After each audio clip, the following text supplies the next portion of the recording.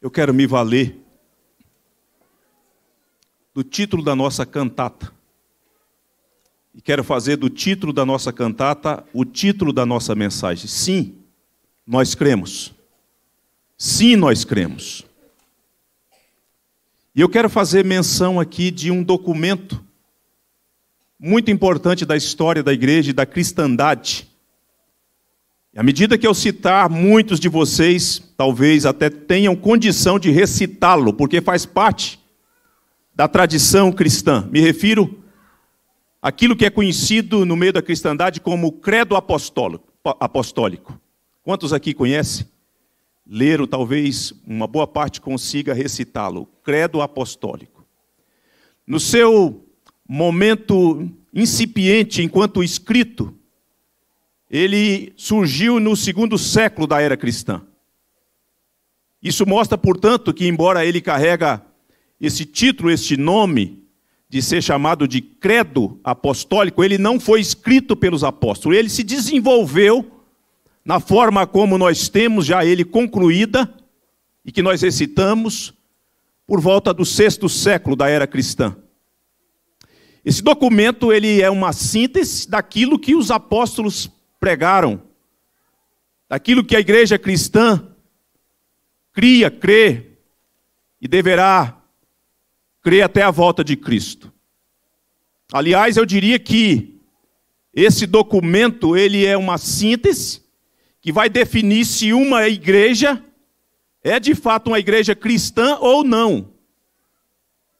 Ele vai definir se de fato você que aqui está nessa noite é um cristão, um discípulo de Cristo ou não. E esse documento foi usado para que as pessoas que desejavam professar a fé demonstrassem por meio da profissão, da verbalização, aquelas verdades que eu passo a recitar. E aqueles que souberem de qual podem me acompanhar, que começa dizendo assim: creio em Deus Pai Todo-Poderoso, Criador do céu e da terra. Creio em Jesus Cristo, seu único Filho, nosso Senhor, o qual foi concebido por obra do Espírito Santo, nasceu da Virgem Maria, padeceu sob o poder de Pôncio Pilatos, foi crucificado, morto e sepultado, desceu ao Hades, ressurgiu dos mortos ao 3º dia, subiu ao céu e está assentado à mão de Deus Pai Todo-Poderoso, de onde há de vir para julgar os vivos e os mortos. Creio no Espírito Santo, na Santa Igreja Universal, na comunhão dos santos, na remissão dos pecados, na ressurreição do corpo, na vida eterna. Amém. Agora me permita dizer o seguinte. Já falei da finalidade, do porquê que foi produzido esse documento. E essa verdade, ela define, portanto, todo o conjunto, ou as principais verdades nas quais a cristandade crê. E todo cristão que professa a fé no Senhor Jesus, na morte do Senhor Jesus, no sepultamento do Senhor Jesus, na ressurreição do Senhor Jesus, na ascensão do Senhor Jesus, na exaltação do Senhor Jesus, estando Ele à direita de Deus o Pai, de onde Ele intercede pela igreja, de onde Ele virá para buscar a igreja, julgar os vivos e os mortos, os grandes e os pequenos. É preciso que todo cristão que crê nessas verdades traga consigo a seguinte expressão: eu creio. Eu creio. De modo pessoal, é necessário que todo cristão que diz ser discípulo de Cristo precisa, como demonstração da sua convicção, dizer: eu creio. Eu creio. Mas também é necessário que comunitariamente a igreja possa dizer: nós cremos. Nós cremos. E aqui eu quero sintetizar, porque é importante você saber dos fatos, dos acontecimentos. Mas mais do que saber dos acontecimentos intelectualmente, é preciso que você saiba do significado dos acontecimentos. Porque se a gente tem conhecimento intelectual de que essas coisas aconteceram, de que Jesus nasceu, que foi gerado do ventre da Virgem Maria por obra do Espírito Santo, que ele cresceu e começou o seu ministério aos 30 anos e teve um ministério que durou, um ministério terreno que durou por cerca de 3 anos. Curou os leprosos, fez o coxo andar, deu vista aos cegos, ressuscitou mortos, expulsou demônios, libertou os cativos que eram oprimidos pelos demônios. Pregou o evangelho aos ricos, aos pobres, às mulheres, às crianças, aos homens. Apontou o caminho no qual as pessoas precisavam e precisam seguir. Pois ele mesmo disse, eu sou a verdade e a vida, e ninguém vai ao Pai se não for por mim. E ele então foi entregue aos gentios. Foi crucificado, foi humilhado, escarnecido, esbofeteado. Pregado numa cruz, sobre a sua cabeça uma coroa de espinho. Numa forma de zombar dele.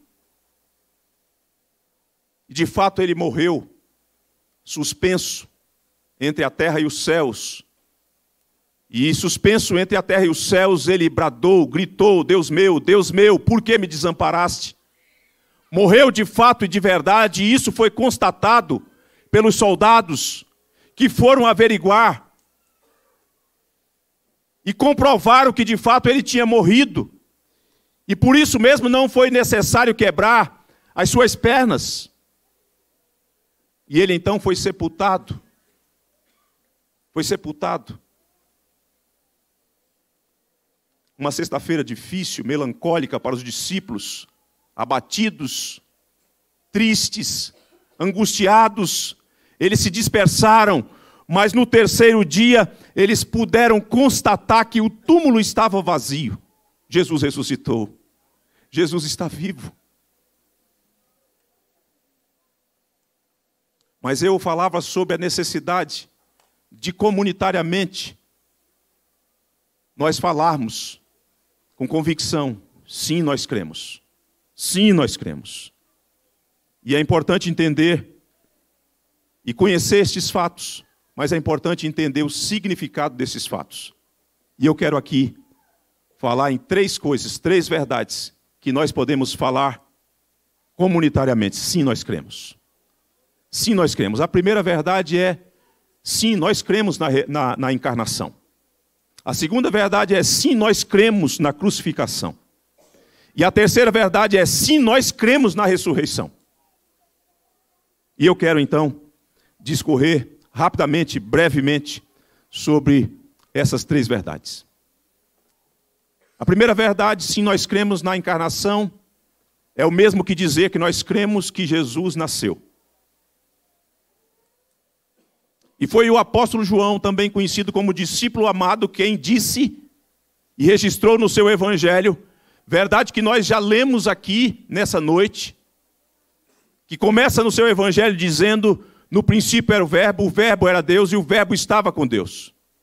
No versículo 14 ele disse, e o verbo se fez carne e habitou entre nós, cheio de graça e de verdade, e vimos a sua glória, a glória como do unigênito do Deus Pai. A gente sabe dessa verdade escriturística, a gente conhece essa verdade. O nosso intelecto já foi alimentado por esta informação. Ela já alcançou a nossa razão, mas não basta saber do fato histórico. É preciso entender o significado, o que isso quer dizer. Por que isso teve que acontecer? E eu vou sintetizar isso com 2 premissas, com 2 verdades. A primeira, era necessário que ele se encarnasse como parte do cumprimento da profecia. Deus falou desde que o pecado entrou no mundo. Deus anunciou na forma de promessa, Deus anunciou na forma de profecias. Os símbolos e os tipos davam conta disso, mas especialmente nas promessas e nas profecias nós temos isso de modo abundante, que Deus tinha dito que haveria de nascer da mulher aquele que haveria de reverter a situação na qual o homem se encontra. Então o nascimento do Senhor Jesus, a escolha de uma virgem, não foi uma situação aleatória. Foi como Deus conduzindo a história, o Deus que escreve a história, e na plenitude dos tempos, Deus fazendo com que essas coisas se encaixassem, elas acontecessem, para demonstrar a fidelidade de Deus, a imutabilidade de Deus, do Deus que não se esquece, do Deus que está construindo a história, está escrevendo a história, mas no Deus que tem um projeto, um plano para redimir a humanidade caída. Então o nascimento, a encarnação de Cristo veio para cumprir a profecia. É por isso que ele foi gerado no ventre de uma virgem. É por isso que as escrituras do Antigo Testamento dão conta disso, e o Novo Testamento dá conta do cumprimento dessa verdade. Isso tem a ver com o significado da encarnação. A gente precisa entender isso. Sim, a igreja pode dizer, sim, nós cremos. Nós cremos que isso foi o cumprimento da profecia e da promessa de Deus. Sim, nós cremos. Mas eu pergunto a você que veio aqui nessa noite, que foi convidado pelos seus amigos, pelos irmãos da igreja, pelos seus familiares. E você crê? Você crê? A segunda premissa que eu gostaria de destacar, que a encarnação do Senhor Jesus, o fato de que o Senhor Jesus se fez um de nós, se tornou gente como a gente, de carne e osso, sujeito às fraquezas dessa estrutura, que essa estrutura enfrenta, exceto no que diz respeito ao pecado, tem a ver com a identificação com a raça humana. Ele precisava se identificar conosco. Porque para ele ser o meu substituto, para ele ser o meu redentor, para ele ir à cruz e me substituir e experimentar o castigo que nos traz a paz, era necessário que ele se identificasse conosco. Fosse um de nós. Tinha que ser alguém da raça humana para que a condição e a situação do homem fosse revertida. Ele precisava ser homem. É por isso que ele se esvaziou. É por isso que ele se tornou gente como a gente. Teve fome. Teve cansaço, teve sono, entristeceu-se, angustiou-se. Todas essas coisas das quais nós passamos, em alguma medida, ele experimentou de um modo mais amplo, mais extenso, mais profundo. Sabe por quê? Porque ele é o Filho de Deus, ele é o Santo de Deus, e ele teve que assumir essa condição, essa estrutura da qual nós fazemos parte, nós experimentamos as nossas fraquezas, as nossas batalhas, as nossas intempéries. Ele se encarnou para cumprir a promessa. Ele se encarnou para se identificar conosco. Para que ele adiante pudesse experimentar aquilo que nós deveríamos experimentar. Sim, a igreja pode dizer comunitariamente, sim, nós cremos. Sim, nós cremos nisso. Sim, nós cremos que ele se fez carne. Sim, nós cremos que ele se fez homem, sem deixar de ser Deus. Ele se encarnou e se tornou um de nós. Sim, nós cremos nisso. Nós cremos nisso como parte da profecia, da promessa, o cumprimento delas. Mas também como necessário, como necessidade de se identificar conosco. Sim, nós cremos. A igreja pode dizer comunitariamente, sim, nós cremos. Mas e você? Você pode dizer, sim, eu creio também. Sim, eu creio. Em segundo lugar, a segunda verdade, a segunda grande verdade, é a verdade da crucificação do Senhor Jesus. Nós já lemos aqui, mas eu quero ler novamente o que está no Evangelho do Senhor Jesus, conforme o registro de Lucas, capítulo 23, versículo 33, que diz assim: quando chegaram ao lugar chamado Calvário, ali o crucificaram, bem como aos malfeitores, um à direita, o outro à esquerda. Contudo, Jesus dizia: Pai, perdoa-lhes, porque não sabem o que fazem. Você conhece o relato histórico. Você já foi notificado e a informação chegou no seu intelecto, alcançou a sua razão sobre a crucificação do Senhor Jesus. Mas nós precisamos mais do que saber sobre o fato histórico, nós precisamos saber o que isso significa, por que isso foi necessário. Há muitas verdades que nós poderíamos falar, mas eu disse a vocês que eu iria gastar 20 minutos. Estou me esforçando por fazê-lo. A crucificação, que também faz parte do plano de Deus para reverter a nossa maldição, a nossa condição de pecadores, de alienados, de inimigos de Deus. Eu quero destacar duas coisas. Porque a crucificação do Senhor Jesus, toda aquela humilhação, toda aquela trajetória na qual ele passou, que ele foi submetido por homens maus, mesmo usando o Estado e o sistema legal, e pessoas forjando provas para que ele fosse condenado e fosse crucificado, pessoas maldosas. Tudo isso faz parte de todo esse conjunto, mas, entretanto, eu gostaria de destacar duas coisas que são conciliadas na cruz, na crucificação de Jesus.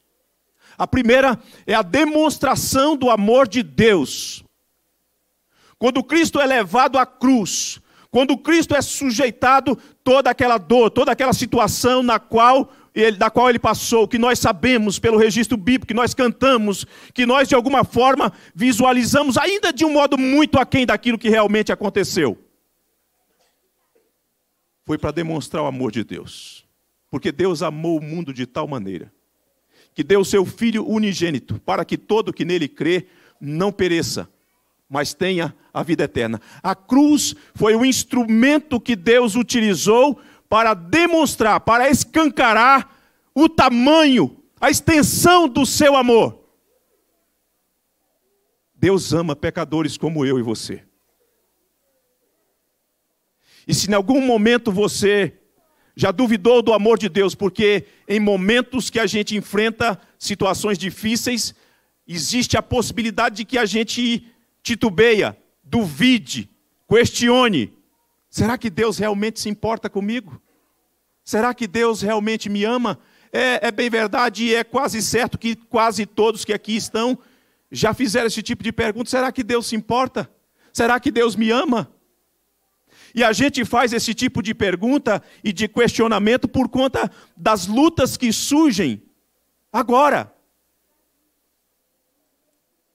E com isso parece que acontece um apagão, um esquecimento, que a demonstração do amor de Deus não está no fato de que Deus vai te dar um carro novo, de que Deus vai te dar um bom emprego, de que Deus vai te dar dinheiro, de que Deus vai melhorar o seu casamento, melhorar a sua vida, muito embora Ele possa fazer, mas o principal motivo e a demonstração do amor de Deus enquanto evidência histórica é a cruz.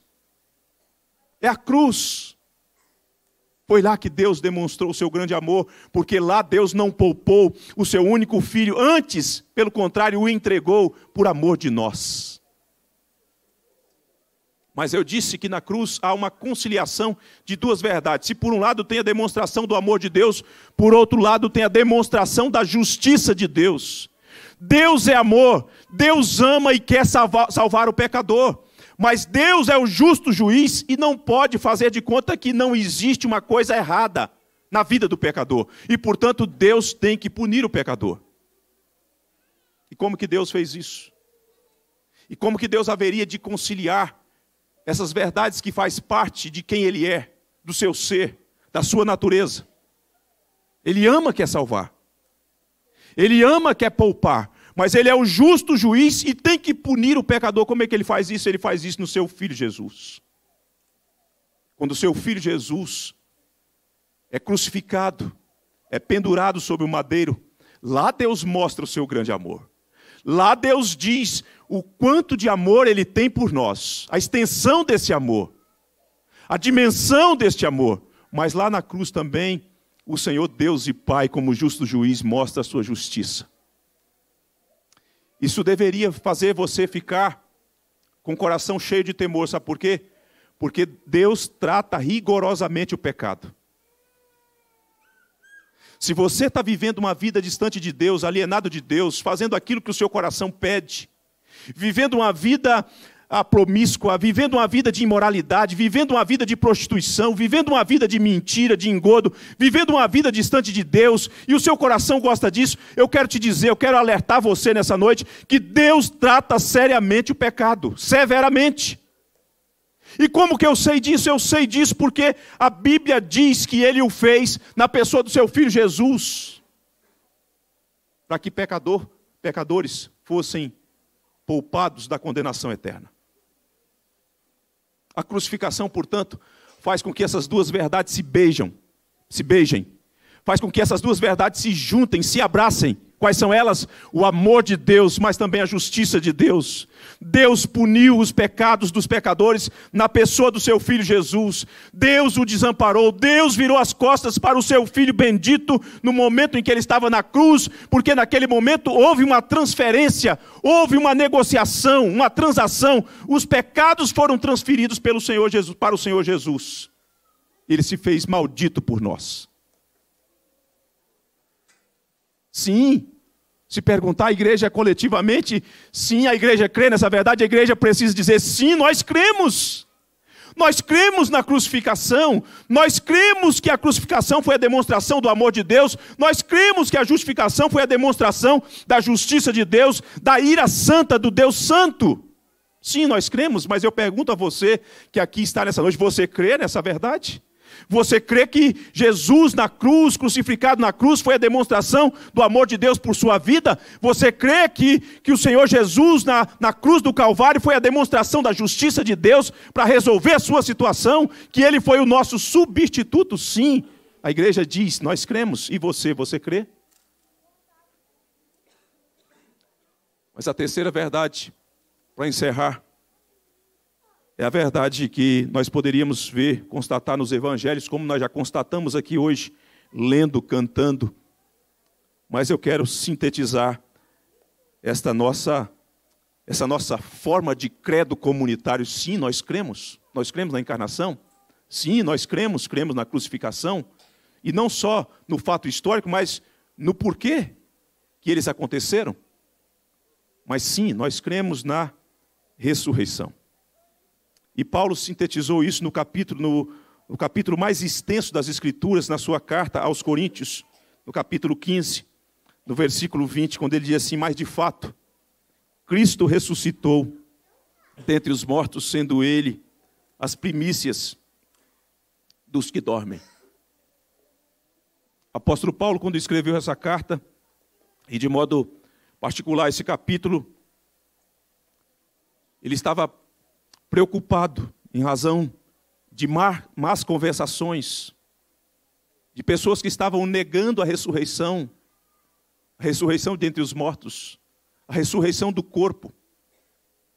E Paulo, então, quando escreve isso e chega a essa conclusão, sim, mas de fato Cristo ressuscitou dentre os mortos, sendo Ele as primícias dos que dormem, Paulo estava mostrando, olha, se você nega que há ressurreição, se você nega que há ressurreição do corpo, então a verdade quanto à ressurreição do Senhor Jesus, ela se torna uma verdade vã.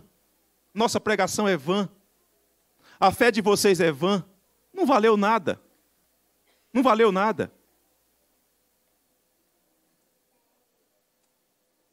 E sabe, meus irmãos, me veio aqui a memória que hoje, no meu momento depois do café com a minha esposa, só eu e ela, a gente faz isso quase todos os dias. Nós fomos ler as Escrituras e hoje, providencialmente, a leitura era no Evangelho de João, no capítulo que trata da ressurreição do Senhor Jesus. E nós lemos as Escrituras e nós choramos nessa manhã, na manhã desse dia, porque nós enfrentamos lutas, às vezes há situações que fazem parte da nossa vida, que parece que a vida está se esvaindo, se esvaindo, se esvaindo, se esvaindo, se esvaindo, se esvaindo. E a gente chora por isso. E a minha esposa chora por isso. E de repente nós fomos consolados e conversamos um longo período de tempo depois do nosso café sobre a verdade da ressurreição. Como que ela é alentadora, como que ela consola, como que ela traz refrigério, como que ela faz que você retire os olhos dessa esfera temporal, porque a ressurreição ela faz com que você olhe para aquilo que é atemporal, aquilo que é eterno, aquilo que realmente importa. E nós orávamos, e conversávamos, e chorávamos sobre isso. Mas quando Paulo escreve isso, e se dirige a esses crentes. Paulo fala, eu entreguei um evangelho para vocês. Eu não dei nem mais nem menos, eu entreguei o evangelho. E o evangelho que eu entreguei para vocês, na síntese de que ele é, da mensagem bendita, das boas novas que devem ser contadas aos homens, eu entreguei para vocês o que eu recebi, que Cristo morreu pelos nossos pecados, segundo as Escrituras, e que foi sepultado e ressuscitou ao terceiro dia, segundo as Escrituras. Paulo diz assim, olha, o que eu entreguei para vocês tem respaldo escriturístico. Deus falou que o filho haveria de ser crucificado, sim. Deus falou que o seu filho seria sepultado, sim. Mas Deus disse também que ele haveria de ressuscitar de entre os mortos, que a morte não iria prendê-lo, que ele iria quebrar os grilhões da morte e vencê-la definitivamente. E aí Paulo passa, além de oferecer evidências escriturísticas, Paulo fala assim, eu ofereço-lhes provas que têm a ver com as testemunhas. Cefas o viu, os discípulos viram, até mesmo Tomé, que nós vimos aqui na encenação, que falou, eu só acredito se eu colocar o dedo ali, eu tenho que colocar o dedo, e não só ali onde os cravos penetraram, mas também do lado. Eu estava lá, eu vi quando os cravos penetraram nos seus punhos, eu preciso ver se é ele mesmo. Eu não estou disposto a ter uma fé infantil de qualquer maneira. É como se Tomé estivesse dizendo alguma coisa assim, eu não quero ser levado, eu sofri demais com a sexta-feira, eu só acredito vendo. E tem eu tenho que ver também o lado, porque eu vi quando o soldado o perfurou com a lança. Eu estava lá. Aí Pedro apresenta as provas. Os apóstolos viram. Mas talvez alguém pudesse objetar e falar assim, mas os apóstolos, talvez é algum tipo de alucinação, desse grupo que sofreu um trauma na sexta-feira. Não, aí Paulo diz, não, mais de 500 irmãos estão vivos ainda, podem ir a esses irmãos e perguntar a esses irmãos, eles viram, eles estiveram com o Senhor Jesus, ele de fato ressuscitou, irmãos, o túmulo está vazio. As mulheres comprovaram, João e Pedro foram lá e viram que de fato ele não estava mais lá. Os anjos disseram, por que buscais entre os mortos aquele que vive? Ele não está aqui. Mas Paulo diz mais, e os evangelhos apresentam mais provas e evidências, vai dizer, olha, sabe de uma coisa, ele ressuscitou, tanto é que o túmulo está vazio, que ele esteve com os discípulos, ele foi tocado pelos discípulos, ele comeu com os discípulos, ele assou o peixe para os discípulos lá na praia, ele ressuscitou de fato e de verdade, ele está vivo. Ele venceu a morte. E a ressurreição do Senhor Jesus, ela vem para atestar pelo menos duas coisas que eu compartilho com vocês. A primeira é para dizer, Deus aceitou o que o Filho fez. A ressurreição é como que o carimbo da autenticidade, da legalidade. Deus aceitou o que o Filho fez na cruz, nesse conjunto de verdades que envolve o seu nascimento, sua humilhação que começa com o seu nascimento, a sua humilhação que tem o seu ponto alto na crucificação, o sepultamento e a ressurreição. Deus aceitou a obra do seu Filho em favor de pecadores. Isso é um fato legal. Deus ficou satisfeito com a obra penosa do seu Filho e a recebeu como aroma, como algo definitivo. Está tudo pago.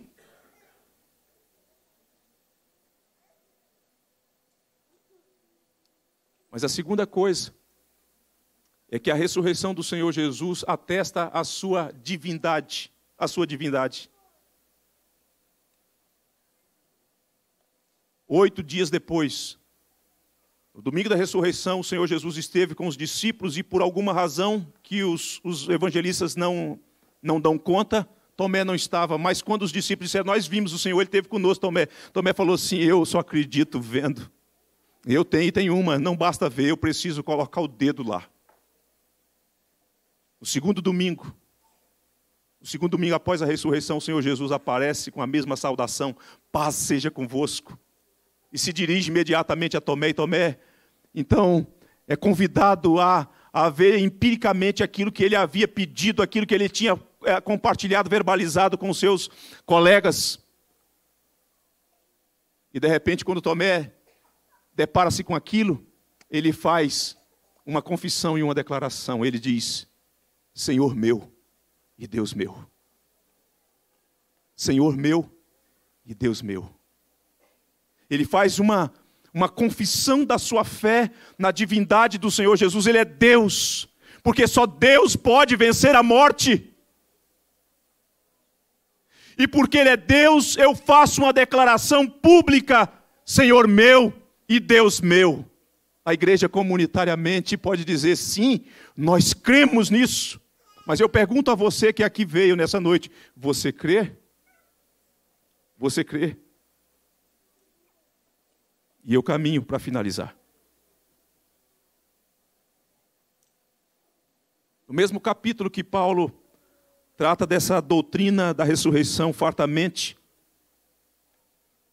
no versículo 19, ele diz assim: se a nossa esperança em Cristo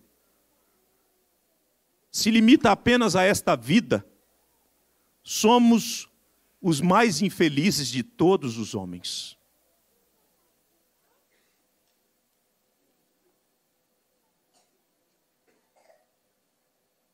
Se você tem uma fé em Cristo, mas essa fé em Cristo é só para esse andar aqui de baixo, é só pensando naquilo que você pode ganhar com essa fé, Paulo está dizendo: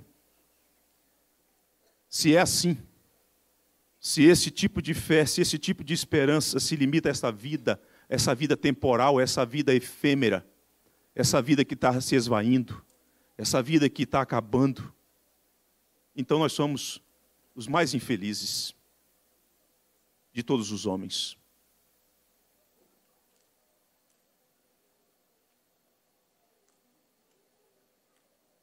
Mas se de fato Ele ressuscitou, e Ele ressuscitou, então nosso coração pode exultar. Se você precisa de um Cristo pequeno, só para te garantir alguns momentos de paz ou de felicidade nessa terra, você é um infeliz. Você talvez esteja perdendo o seu tempo. Mas se você crê que de fato Ele venceu a morte, o túmulo está vazio, Ele está assentado à direita de Deus o Pai, então você é um bem-aventurado. Você é uma pessoa feliz. Você é uma daquelas pessoas das quais Jesus contempla na sua mensagem, na sua conversa com Tomé, dizendo assim: bem-aventurado aqueles que não viram e creram.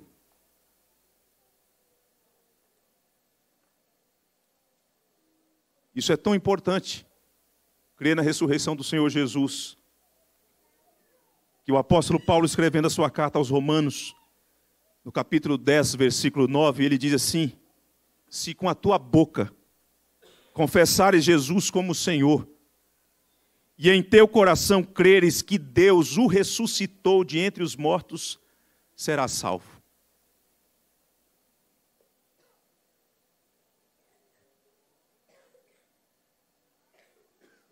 Se você é uma pessoa que veio aqui nessa noite, e talvez até estando na comunidade cristã, e talvez até sendo membro de uma igreja cristã, evangélica, e você diz assim: pastor, eu creio que Jesus nasceu, eu creio na encarnação. E você avança e diz: sim, pastor, eu posso dizer no segundo ponto que o senhor falou, sim, eu creio na crucificação. Creio nessa verdade como sendo um fato histórico. Mas se você chegar na ressurreição e disser: nesta eu não consigo crer, então você não será salvo, você não é salvo, você não pode ser nem chamado de cristão e nem do discípulo de Cristo, porque Paulo diz: se com a tua boca creres, se no teu coração creres,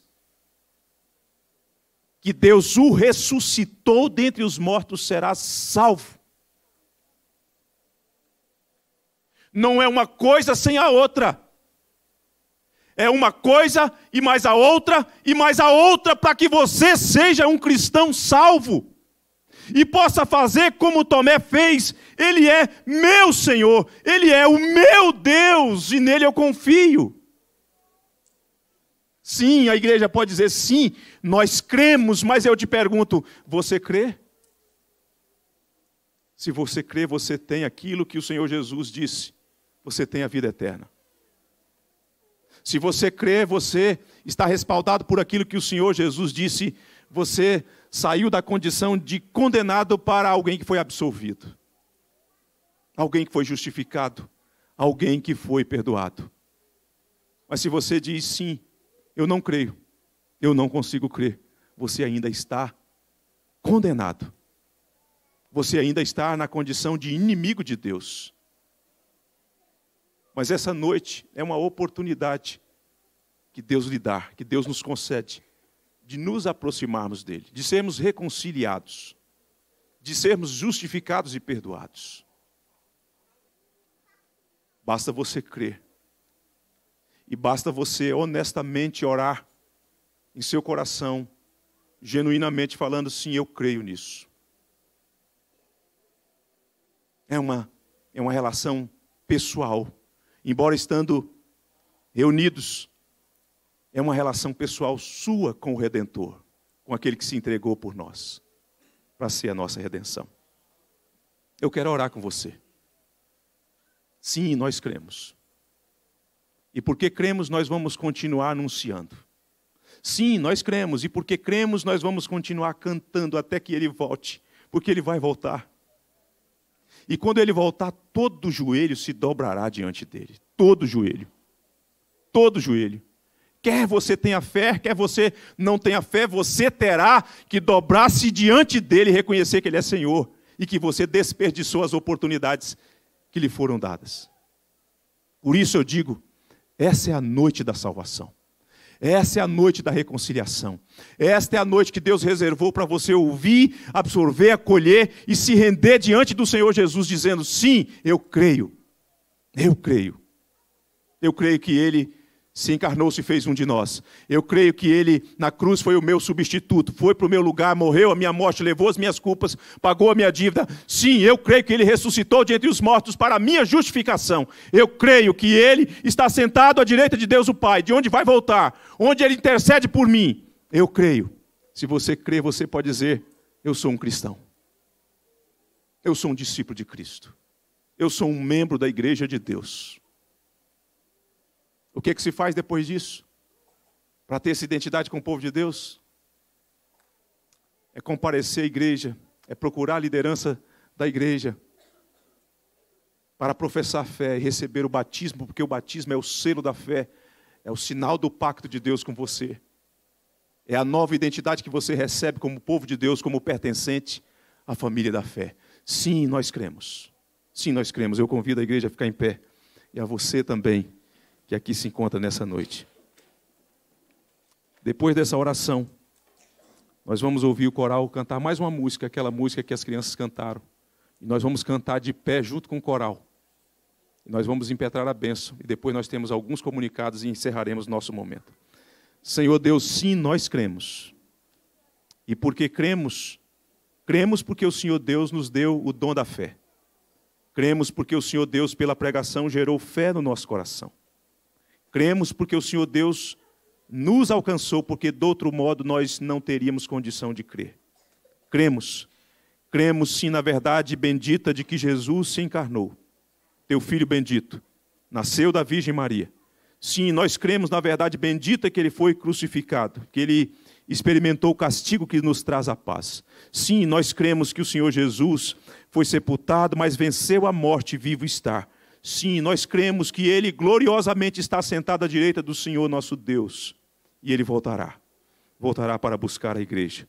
E então nós habitaremos com Ele para todos sempre, num novo céu, numa nova terra, onde habita a justiça, onde reina permanentemente e abundantemente o amor. Sim, nós cremos. Sim, nós cremos.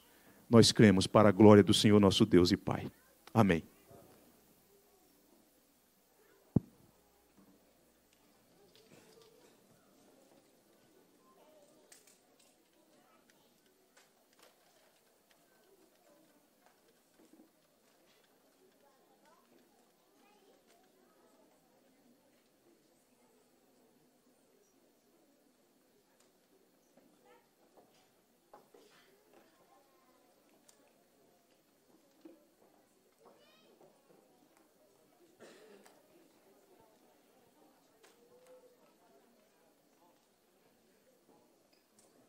coral pode subir e as crianças vão ficar aqui embaixo.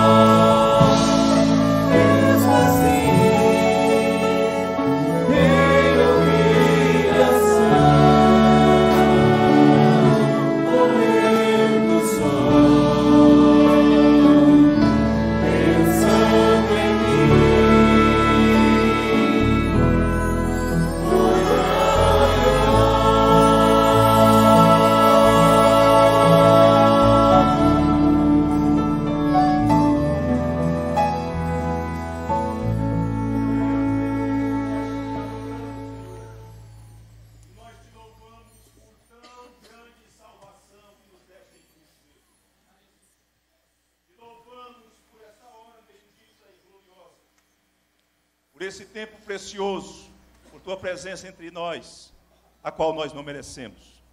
E te pedimos que o Senhor Deus nos abençoe e nos despeça em paz, em o nome de Jesus. E que a graça do nosso grande Deus, Salvador Jesus Cristo, e que o amor de Deus o Pai, e que a comunhão e a consolação do Deus Espírito Santo repousem e permaneçam com todos nós, Igreja de Deus aqui reunida e espalhada por toda a terra agora e sempre.